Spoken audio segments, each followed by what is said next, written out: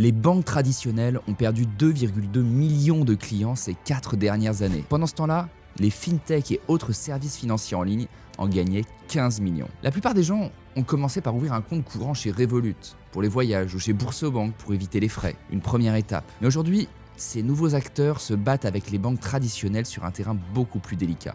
Votre épargne. Ces nouveaux services exploitent les faiblesses d'un système bancaire vieillissant pour lui arracher le monopole qu'il maintenait sur votre argent depuis des décennies. Meilleure rentabilité, moins de frais, diversification.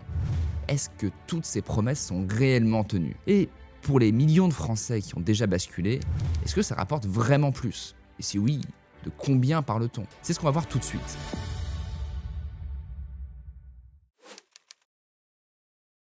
Pour comprendre pourquoi des millions de Français préfèrent confier leur argent à des nouveaux acteurs plutôt qu'à une banque classique, il faut d'abord comprendre comment ces banques gagnaient de l'argent. Le modèle est simple. Vous déposez votre épargne, ce qui permet à la banque de prêter à d'autres à un taux supérieur à ce qu'elle vous verse. C'est ce qu'on appelle la marge d'intermédiation. Ça, c'est la base. Et à ça s'ajoutent les frais de tenue de compte, les commissions sur les produits maison comme les assurances vie, le crédit, les placements. Chaque produit qu'elle vous vend est une source de marge supplémentaire. Mais ce qui rend ce modèle vraiment redoutable, c'est sa capacité à vous garder. Pour être très clair, la banque n'a pas besoin de vous offrir le meilleur produit.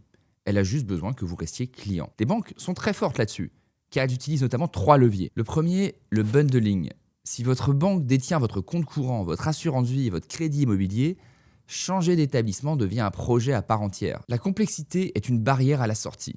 Sauf qu'elle se garde bien de dire ce que vous perdez chaque année à rester. Et on y reviendra. Alors le deuxième levier, l'inertie psychologique. Votre banque est celle de vos parents.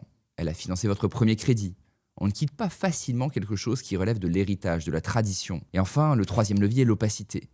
Les frais sont dispersés dans des documents que souvent personne ne lit. Vous ne savez pas exactement ce que vous payez chaque année. Et si vous ne savez pas ce que vous payez, vous ne pouvez pas comparer. Ça, c'est ce qu'on appelle la captivité client ou de la rétention dans le jargon. D'ailleurs, si vous avez un livret A, une assurance vie souscrite chez votre banque ou un plan d'épargne dans un réseau traditionnel, vous êtes dans ce modèle, probablement par défaut.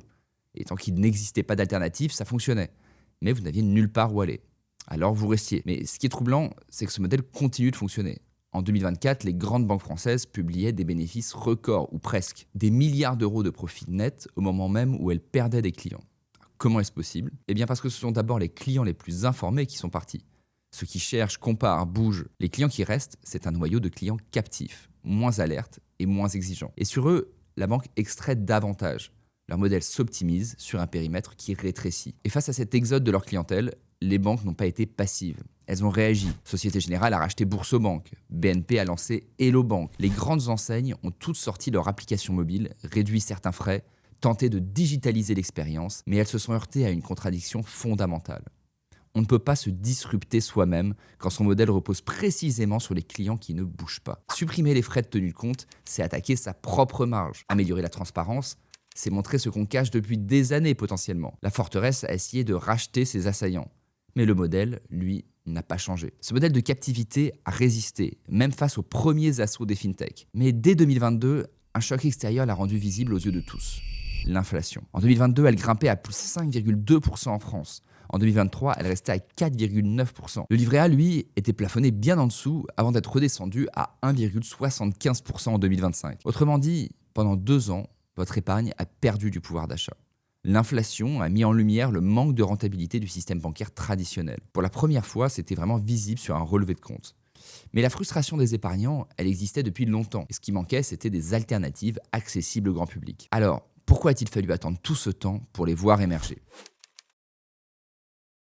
Construire une banque, ça coûte des milliards. Infrastructure informatique, agence physique, conformité réglementaire. Les barrières à l'entrée étaient quasi infranchissables. Mais 3 ruptures ont tout changé en moins de 10 ans. D'abord, la PSD2, la directive sur les services de paiement adoptée en Europe en 2018. Elle oblige les banques à ouvrir leurs données à des tiers. Et pour la première fois, un acteur externe peut accéder à vos informations bancaires avec votre accord. Ensuite, le cloud a fait chuter le coût des infrastructures de 90%. Une start-up peut désormais lancer un service financier sans construire de data center. Et enfin, le smartphone est devenu le terminal universel pour la majorité des personnes bancarisées. Une agence physique n'est plus nécessaire depuis que votre banque peut tenir dans votre poche. Alors cet effondrement du coût d'entrée a créé une fenêtre de tir.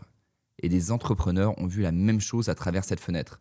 Des millions de clients captifs, frustrés et prêts à partir, mais qui n'avaient tout simplement jamais eu d'alternative. La première vague s'est attaquée au quotidien. Les frais de change à l'étranger, Revolut les a supprimés, convainquant 4 millions de Français sans ouvrir une seule agence. Le compte principal sans frais, Bourse-Banque, première banque en ligne de France avec 6,5 millions de clients. La deuxième vague, elle veut étoffer votre épargne. Passer un ordre de bourse coûtait entre 10 et 30 euros. Trade Republic l'a ramené à 1 euro avec 8 millions de clients en Europe. Et un autre exemple concret que vous connaissez bien sur cette chaîne, c'est la SCPI. C'est un véhicule d'investissement qui existe depuis 50 ans.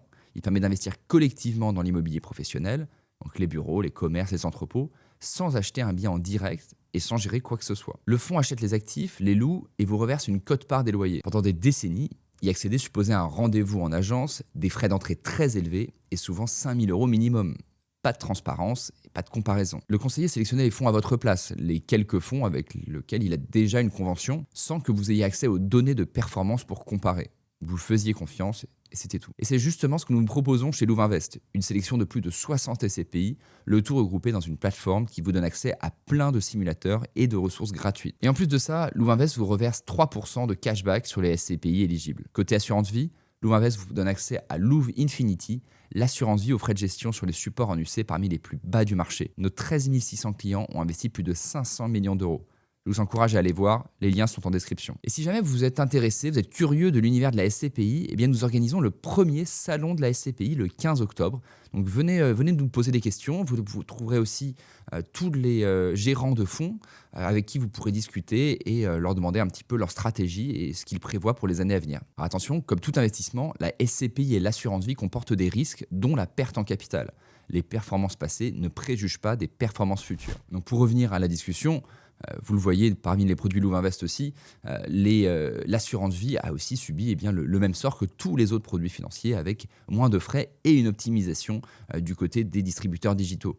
Alors, ce qui était réservé aux clients de banques privées est maintenant accessible à n'importe qui. Et désormais, chaque maillon de la chaîne bancaire a son challenger.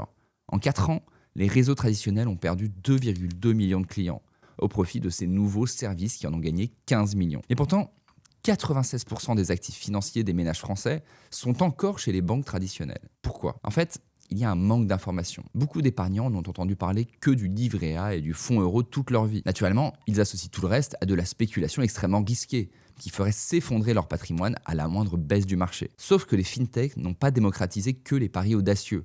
Tous les modes d'investissement y sont passés, du livret dit safe aux investissements les plus risqués, en passant par la SCPI et les fonds obligataires. Toutes les alternatives sont accessibles en un clic. Et pour ceux qui n'ont pas encore franchi le pas, eh bien ça a un coût visible et mesurable. Prenons 10 000 euros. Sur un livret A à 1,5%, donc sa moyenne historique récente, vous accumulez environ 1 600 euros sur 10 ans. Les mêmes 10 000 euros placés à 5%, un rendement associé à des actifs qu'on qualifie en général de moyennement risqué, plus de 6 000 euros. Ça donne un écart de 4 600 euros. Non pas sur des marchés hautement spéculatifs, mais sur des placements avec un indice qu'on appelle l'indice SRI, plus faible, on peut imaginer entre 3 et 4. Mais il y a un autre poste tout aussi invisible, même pour ceux qui ont déjà diversifié, les frais. Un contrat d'assurance vie classique prélève souvent 1% de frais de gestion par an sur les unités de compte. Chez Louvain Infinity, c'est 0,39%.